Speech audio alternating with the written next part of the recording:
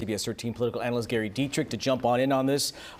We don't often see Newsom caught off guard. A lot of what he does is well orchestrated. And for the cameras, you could tell clearly he was shaken up. Yeah. Well, having somebody walk up to the governor, especially in a crisis zone, is always, I'm sure, as security people, particularly freaked out. Well, look, I really think we're coming to a tipping point with California fires. I mean, this happens now seemingly every year. This one, a bigger conflagration than most.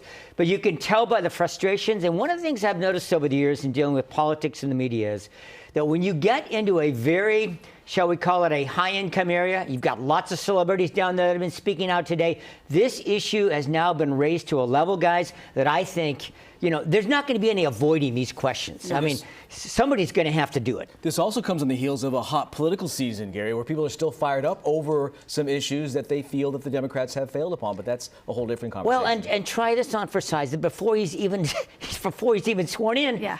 The game between Trump and Newsom is on. I mean, you know, the pre-presidency, as I'm calling it now, is in full force. But these questions aren't going away, and they're going to have to be answered. Yeah, everything playing out already on social media as we expected. So let's talk about the insurance crisis. We've already been dealing with that. Yeah. Our political reporter, Steve, already talking to officials about that yesterday who were raising concerns. How worried should we be? Well, I think people are going to be very concerned about this. I mean, here's the thing. You know, okay, this fire didn't affect you. It's in Southern California, but it is going to affect you. There's a whole lot of people, as you guys know, in our area right here in Northern California that either cannot get fire insurance or are paying much higher rates to do it. Now there's already talk that as a result of what's happening in Southern California, it is unavoidable that not only is there going to be higher rates across the state, but again, the questions are going to come up about people in fire zones anywhere in California.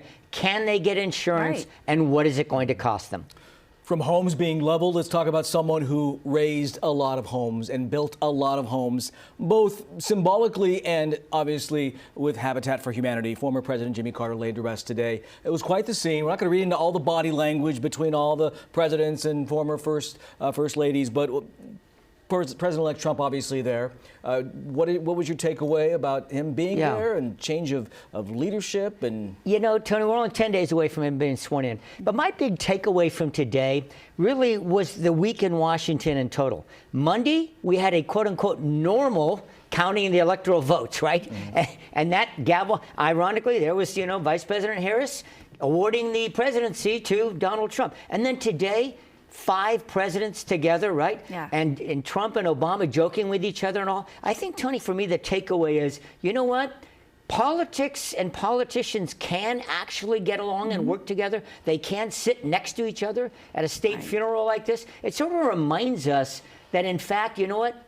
The United States of America, this is the way people envisioned it working. And I hope that that message gets through this week. We need to see that more than ever now. Right, for sure. absolutely. maybe a once-a-month brunch. Let's not wait for a former president to pass. Yeah. You know, well, people talked about just, you know, a little bromance, having a beer out behind the White House every once in a while. Maybe that's what's going to take. Fly on the wall in that see. conversation. Gary, thank you.